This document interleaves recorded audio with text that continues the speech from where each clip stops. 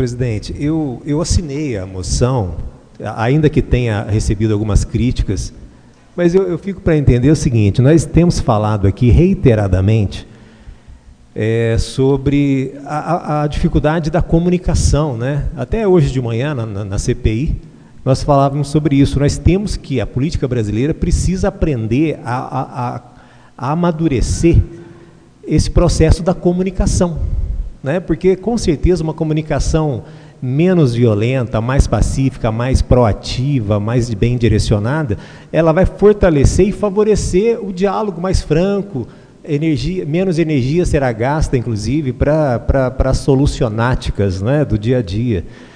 E eu ouvi, inclusive, semana passada, uma fala do ex-prefeito Luiz Antônio Batista, numa entrevista. Eu achei muito interessante, que ele disse que na época dele, é o que ele disse, na época dele, ele não tomava certas atitudes, não todas, mas certas atitudes ele não tomava sem antes consultar os vereadores. Eu achei interessante a fala dele.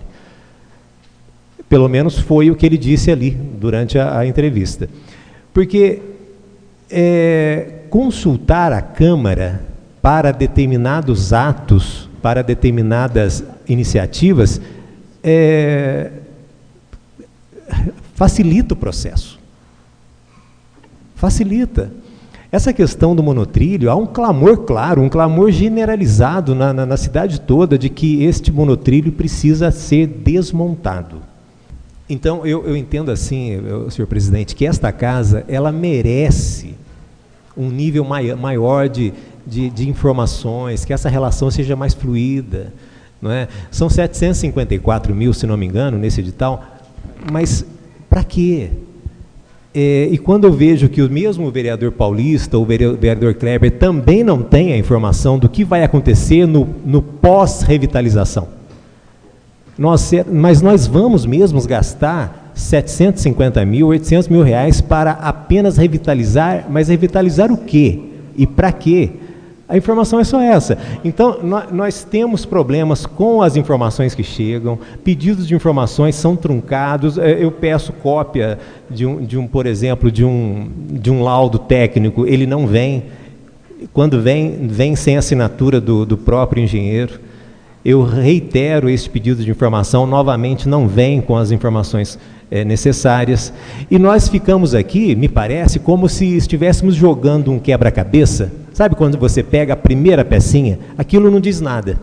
Aí você tem que buscar uma outra, e logo em seguida uma outra. Ou seja, as informações não chegam. E poderia ser muito mais simples o processo se nós tivéssemos periodicamente informações, reuniões com o secretário Paulo Ney, que é uma pessoa atenciosa, que sempre deseja essa interação.